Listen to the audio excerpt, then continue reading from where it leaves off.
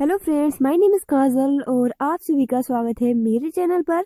और आज के इस वीडियो में हम डिस्कस करने वाले हैं सब्जेक्ट टीचिंग लर्निंग, जो कि बहुत ही आईएमपी प्रश्न है और ये आपके अति लघु उत्तरीय प्रश्न है। जो टॉपिक रहेगा कि सूक्ष्म शिक्षण से क्या तात्पर्य है, शिक्षण के कोई दो उद्देश्य बताइए, व्यक्तिगत संप्रेषण के दो लाभ बताइए। मतलब बहुत ही अच्छे प्रश्न है। ठीक है। रुचिपूर्ण शिक्षण का प्रमुख उद्देश्य क्या है, पाठ प्रस्तावना कौशल का क्या उद्देश्य है, निरीक्षण विधि क्या है, जो कि आपके एग्जाम में पूछे जाएंगे। तो चलिए फ्रेंड्स, हम स्टार्ट करते हैं। सबसे फर्स्ट आपका प्रश्न यही है कि सूक्ष्म शिक्षण से क्या तात्पर्य है। राइटर है एलन के अनुसार, सूक्ष्म शिक्षण से अभिप्राय शिक्षण प्रक्रिया के उस सरलीकृत लघु रूप से है जिसे थोड़े छात्रों वाली कक्षा के सामने अल्प समय में संपन्न किया जाता है। ठीक है। तो ये एलन के अनुसार इन्होंने बताया है कि सूक्ष्म शिक्षण से क्या अभिप्राय है। अगला आपका प्रश्न है कि शिक्षण के कोई दो उद्देश्य बताइए। शिक्षण के दो उद्देश्य कौन कौन से हैं? तो पहला है मानसिक क्षमता का विकास, दूसरा है क्रियाशीलता का विकास। अगला आपका प्रश्न है कि व्यक्तिगत संप्रेषण के दो लाभ बताइए। तो व्यक्तिगत संप्रेषण के जो दो लाभ है, पहला तो है ज्ञान प्राप्ति, दूसरा है सही भाषा तथा सही उच्चारण। अगला आपका प्रश्न है कि शिक्षण के दो प्रमुख शिक्षण सूत्रों का उल्लेख कीजिए। तो शिक्षण सूत्र को दो उल्लेख करना है। पहला है सरल से जटिल की ओर, दूसरा है ज्ञात से अज्ञात की ओर। अगला आपका प्रश्न है कि अन्वेषण विधि का अर्थ स्पष्ट कीजिए। अन्वेषण मतलब होता है खोज। अन्वेषण प्रविधि का तात्पर्य शिक्षण की उस प्रविधि से है जिसमें बालकों को खोज करने वाले की स्थिति में रखकर बिना किसी विशेष निर्देशन के उन्हें स्वयं खोज या नवीन ज्ञान अर्जित करने का अवसर दिया जाता है। तो ये आपका अन्वेषण विधि का अर्थ हो जाता है। विज्ञान शिक्षण में सर्वाधिक उपयोगी शिक्षण विधि कौन सी है और क्या है? तो प्रयोग प्रदर्शन अनुसंधान विधि है, क्योंकि यही बालक करके सीखता है। अगला जो आपका प्रश्न है वो बहुत ही आईएमपी है कि रुचिपूर्ण शिक्षा का प्रमुख उद्देश्य क्या है। रुचिपूर्ण शिक्षण के प्रमुख उद्देश्य जो है वो है निम्नलिखित। पहला तो है रटने के बजाय सीखने पर बल। अगर उसे किसी सब्जेक्ट में रुचि होगी तो उसे रटकर नहीं, वो बहुत ही आसानी से उसको सीख सकता है। सीखने को आनंदमयी बनाना, बालक के व्यक्तित्व का विकास, हरास एवं अवरोध को रोकना। तो ये आपके रुचिपूर्ण शिक्षण का प्रमुख उद्देश्य होता है। अगला आपका प्रश्न है कि पाठ प्रस्तावना कौशल का क्या उद्देश्य है। जो कुछ विद्यार्थी जानते हैं और समझते हैं उसी के माध्यम से नई बात अर्थात पढ़ाई जाने वाली विषय वस्तु को उसके साथ साथ जोड़ देना प्रस्तावना का प्रमुख उद्देश्य होता है। निरीक्षण विधि का शिक्षण में क्या महत्व है? यह मनोविज्ञान प्रविधि है। इसके प्रयोग से छात्रों की ज्ञान इंद्रियों का जो विकास होता है। बहुउद्देशीय शिक्षण अधिगम सामग्री किसे कहती है? ऐसी शिक्षण सामग्री जो अनेक उद्देश्यों की प्राप्ति कराती है बहुउद्देशीय सामग्री कहलाती है। जैसे कि चार्ट, ग्राफ, मानचित्र आदि। क्लास में अनेक प्रयोग से छात्रों को रंग भरने, कला बनाने एवं आकार आदि का ज्ञान होता है। अगला आपका प्रश्न है कि संप्रेषण के प्रमुख घटकों का मतलब नाम उल्लेख कीजिए। तो संप्रेषण के तीन घटक होते हैं, हमने डिस्कस किया था संप्रेषण वाले टॉपिक में। प्रेषक, संदेश, ग्राही। शिक्षण में अभिप्रेरणा का सिद्धांत से क्या आशय है? बीडी भाटिया के अनुसार अभिप्रेरणा बालक में रुचि उत्पन्न करती है और वह एक बार किसी विषय में रुचि लेने लगता है तो उसे ध्यानपूर्वक पढ़ता है, याद करता है, वह उसमें ध्यान मग्न होकर कार्य करता है। इस प्रकार सीखने का कार्य सरल हो जाता है, चाहे वह आगे कठिन ही क्यों ना हो। जिसमें रुचि रहेगी वो बहुत ही आसानी से उसे पढ़ने का प्रयास करेगा। अगला आपका प्रश्न है कि उदाहरण प्रविधि के दो उपयोगिता बताइए। पहला फर्स्ट तो यही हो जाता है, उदाहरण से पाठ्य वस्तु रोचक, बोधगम्य एवं स्पष्ट हो जाती है। दूसरा, ये उदाहरणों का प्रयोग विषय सामग्री को अधिक स्पष्ट करता है और नया ज्ञान प्रदान करता है। तीसरा आपका पॉइंट है कि ज्ञात से ज्ञात की ओर शिक्षण सूत्र किस तथ्य पर आधारित है, जो कि बहुत ही IMPA प्रश्न है। ज्ञात से अज्ञात की ओर। इस शिक्षण सूत्र किस तथ्य पर आधारित है? बालक ने जो कुछ सीख लिया है वही उसको ज्ञात है। ज्ञात या पूर्व ज्ञान के सहारे वह नया ज्ञान प्राप्त कर सकता है। यह शिक्षण सूत्र इसी तथ्य पर आधारित है। मतलब ये कि अगर वो कुछ सीख रहा है तो उसी से, अगर मान लो शिक्षण के बारे में जान लिया, ठीक है, अगर उसने शिक्षण के बारे में जान लिया तो वो प्रशिक्षण के बारे में भी, ये नवीन चीज है, इसके बारे में भी वो जानेगा। तो सबसे पहले आप शिक्षण के बारे में बताएंगे, फिर प्रशिक्षण के बारे में बताएंगे, तो वो उसे आसानी से समझ सकता है। तो वही है ज्ञात से अज्ञात की ओर। दक्षता आधारित विधि के सोपान बताइए। तो दक्षता आधारित शिक्षण विधि के जो निम्नोक्त सोपान है, पहला तो ये पूर्व तैयारी, उद्देश्य निर्धारण, दूसरा सहायक सामग्री की व्यवस्था, तीसरा विषय वस्तु का प्रस्तुतिकरण, चौथा नियम निर्णय का समन्वयीकरण, सूचीकरण, और पांचवा अभ्यास, छठवा अभ्यास कार्य के मध्य की गई त्रुटियों का शुद्धिकरण, एंड लास्ट प्रयोग। अगला आपका प्रश्न है कि उपचारात्मक शिक्षण का अर्थ लिखिए। उपचारात्मक शिक्षण का अभिप्राय उस प्रकार की शिक्षा से है जिसकी व्यवस्था छात्रों की अशुद्धियों को दूर करने के लिए की जाती है। छात्रों की दुर्बलताओं को जानकर शिक्षा का ऐसा कार्यक्रम बनाया जाता है कि जिससे उनकी कठिनाई, दुर्बलताओं तथा बुरी आदतों को दूर करके सीखने के दूषित प्रभाव को नष्ट किया जाता है और सुधार किया जाता है। तो ये आपका उपचारात्मक शिक्षण का अर्थ होता है। अगला आपका प्रश्न है कि खेल पर आधारित 2 शिक्षण प्रविधियों के नाम लिखिए। तो खेल पर आधारित शिक्षण प्रविधियां जो है वो निम्नलिखित है। पहला तो है खेल विधि, दूसरा है किंडरगार्टन विधि, तीसरा मॉन्टेसरी विधि, चौथा प्रोजेक्ट विधि, एंड लास्ट है डाल्टन विधि। तो हम खेल पर भी शिक्षण, ये हमारे पास टेक्निक होने चाहिए ताकि कुछ बच्चे सीख सके, उन्हें रुचि आए, मनोरंजन आए और उसी के आधार पर वो सीख सकते हैं। किन्हीं 2 शिक्षण सूत्रों का उल्लेख कीजिए। तो अभी हमने ज्ञात से अज्ञात की ओर, स्थूल से सूक्ष्म की ओर, विशिष्ट से सामान्य की ओर, ये सभी आपके शिक्षण सूत्र ही है। शिक्षण में रुचि का सिद्धांत से क्या आशय है? शिक्षण का स्पष्ट, सुपाच्य, पठनीय एवं रुचिपूर्ण बनाने के लिए पाठ में एक आदर्श लक्ष्य निर्धारित किया जाता है। इस निर्धारित लक्ष्य के द्वारा ही आगे बढ़कर पाठ में रुचि उत्पन्न की जा सकती है। मतलब पहले अपना गोल बनाओ, फिर आप उसकी तैयारी करो तो ऑटोमेटिक रुचि आपकी उत्पन्न हो जाएगी। संप्रेषण के प्रकार कौन कौन से हैं? संप्रेषण के प्रकार 2 प्रकार के होते हैं। पहला होता है शाब्दिक, दूसरा होता है अशाब्दिक। मौखिक संप्रेषण, लिखित संप्रेषण। अशाब्दिक में होता है वाणी संप्रेषण, मुख मुद्राएं, चक्षु संपर्क मतलब आंख, ठीक है, और स्पर्श संपर्क। तो ये आपके संप्रेषण के प्रकार हो जाते हैं, 2 शाब्दिक और अशाब्दिक। शिक्षण में प्रश्नोत्तर प्रविधि का क्या महत्व है? शिक्षण में प्रश्नोत्तर प्रविधि का महत्व निम्न प्रकार है। पहला ये बालक को प्रेरित करना, दूसरा ये कि रुचियों, अभिरुचियों तथा योग्यताओं का पता लगाना, तीसरा क्रियाशीलता हेतु, चौथा बच्चों के शारीरिक, बौद्धिक, सामाजिक ज्ञान का पता लगाना, पांचवा ध्यान केंद्रित करने के लिए, छठा आत्मविश्वास उत्पन्न करने के लिए। अगला का प्रश्न है कि गतिविधि आधारित शिक्षण की 2 उपयोगिता लिखिए।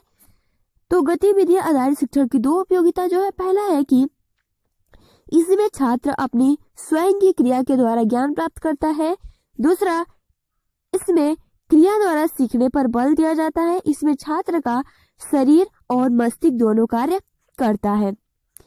अगला आपका प्रश्न है कि बहुस्तरीय कक्षा शिक्षण किसे कहते हैं?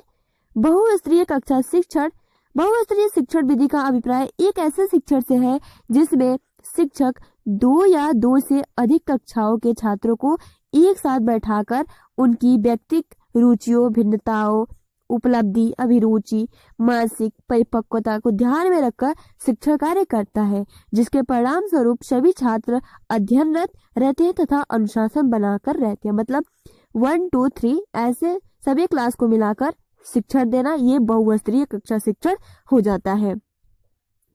प्रश्नों की 2 विशेषताएं लिखिए।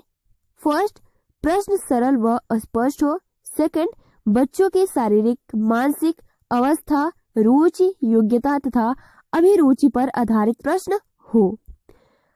अगला आपका प्रश्न है कि पुनर्बलन कौशल का क्या उद्देश्य है। उद्देश्य क्या है? फर्स्ट तो यही होता है कि छात्रों को प्रोत्साहित करने के लिए, दूसरा छात्रों के उत्तर को संशोधित करने के लिए, तीसरा छात्रों को प्रेरित करने के लिए, एंड लास्ट छात्रों में पाठ के प्रति रुचि उत्पन्न करने के लिए। शिक्षण के किन्हीं 2 उद्देश्यों को लिखिए। शिक्षण के उद्देश्य। फर्स्ट, सामान्य उद्देश्य, बालक को उसके जीवन से संबंधित उपयोगी ज्ञान प्राप्त कराना। सेकंड, शिक्षण का उद्देश्य बालकों को सीखने के लिए प्रेरित करना, क्योंकि छात्रों के प्रेरित न होने पर शिक्षण अधिगम उपयुक्त नहीं होगा। सेकंड है आपका विशिष्ट उद्देश्य। विशिष्ट उद्देश्य वे उद्देश्य होते हैं जिन्हें अध्यापक कक्षा में निश्चित समय तथा निश्चित बच्चों को निश्चित ज्ञान प्रदान करता है।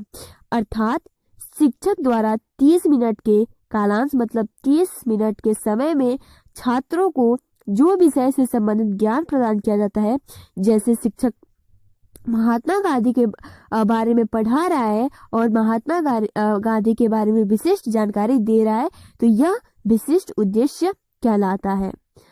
अगला आपका प्रश्न है कि कहानी कथन प्रविधि के क्या उद्देश्य हैं। फर्स्ट, कथन रोचक व बालकों को प्रेरित करने वाला हो। सेकंड, कथन घटना को स्पष्ट व सरल बनाने वाला हो। थर्ड, कथन की भाषा सरल व बोधगम्य हो। एंड लास्ट, कथन में आवश्यकता अनुसार उदाहरण, दृष्टांत, चार्ट, मानचित्र इत्यादि का प्रयोग होना चाहिए। अगला आपका प्रश्न है कि गणित शिक्षण में उपयोगी किन्हीं 2 TLM का नाम उल्लेख कीजिए और उनका उपयोग भी बताइए। फर्स्ट है तिलिया, ठीक है। TLM का फुल फॉर्म होता है टीचिंग लर्निंग मटेरियल, शिक्षण अधिगम सामग्री, हिंदी है उसका। तो फर्स्ट है तिलिया, गिनती सिखाने में जोड़ बाकी सिखाने में हम तिलिया का यूज कर सकते हैं। फिर सेकंड है गोलिया, जोड़ बाकी गुणा सिखाने में हम गोलिया का यूज कर सकते हैं। तो ये आपकी सामग्री हुई। खेल पर आधारित 2 शिक्षण प्रविधियों के नाम लिखिए। तो खेल पर आधारित शिक्षण प्रविधियां निम्नलिखित है। पहला खेल विधि, दूसरा किंडरगार्टन विधि, अभी हमने ऊपर डिस्कस किया वही प्रश्न है। अगला आपका प्रश्न है कि दक्षता आधारित शिक्षण विधि के 2 सोपान लिखिए। तो फर्स्ट, पूर्व तैयारी उद्देश्य निर्धारण। सेकेंड, सहायक सामग्री की व्यवस्था, विषय वस्तु का प्रस्तुतिकरण। एंड थर्ड, नियम निर्णय का समन्वयीकरण। उत्तम शिक्षण अधिगम सामग्री की 2 विशेषताएं लिखिए। तो फर्स्ट, बिना लागत के प्राप्त सामग्री। दूसरा, अल्प लागत की सामग्री। तीसरा, एक से अधिक विषयों में प्रयोग। एंड चौथा, एक से अधिक पाठों में प्रयोग। अगला आपका प्रश्न है कि शिक्षण अधिगम सामग्री को कितने भागों में वर्गीकृत किया गया है। तो शिक्षण अधिगम सामग्री को 3 भागों में वर्गीकृत किया गया है। पहला दृश्य सामग्री, दूसरा श्रव्य सामग्री एंड तीसरा दृश्य और श्रव्य दोनों सामग्री। शिक्षण के संज्ञानात्मक क्षेत्र का बालक किन क्रियाओं से संबंध होता है।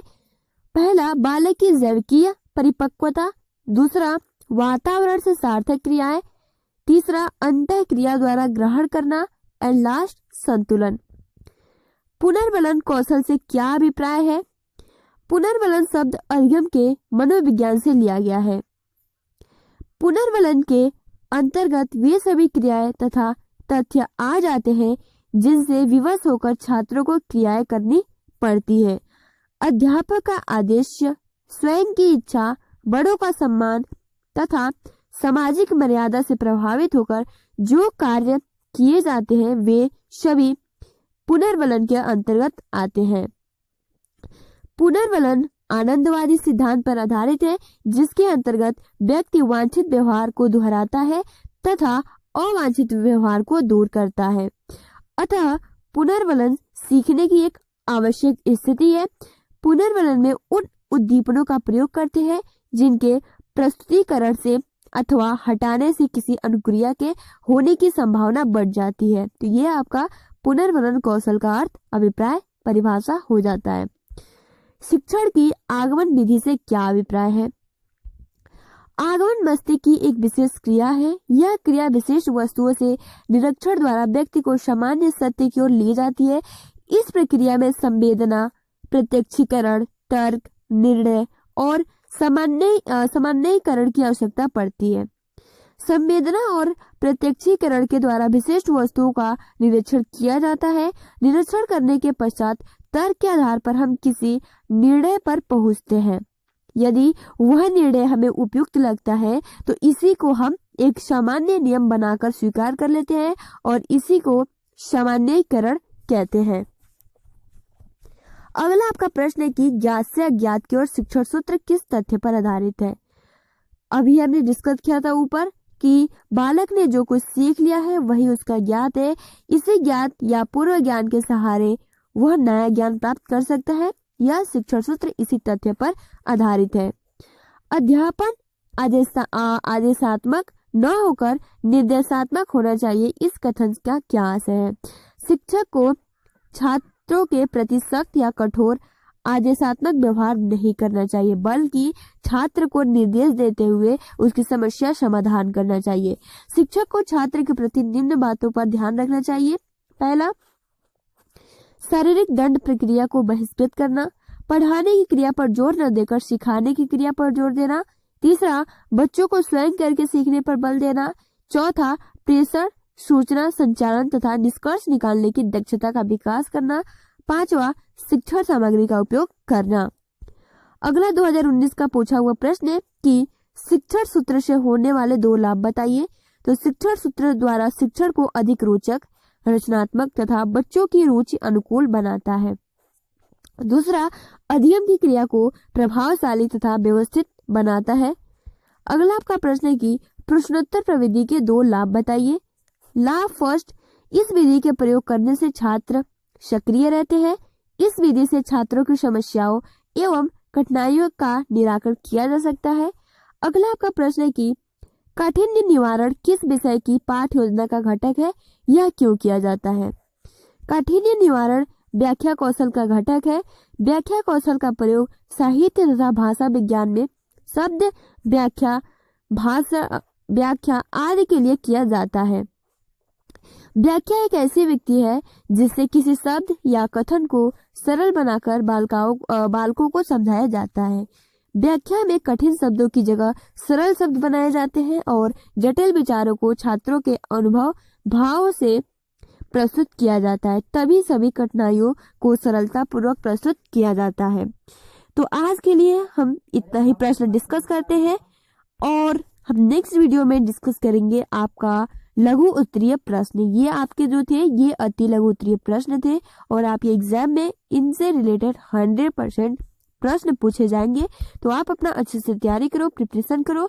तब तक के लिए thanks for watching, take care and best of luck.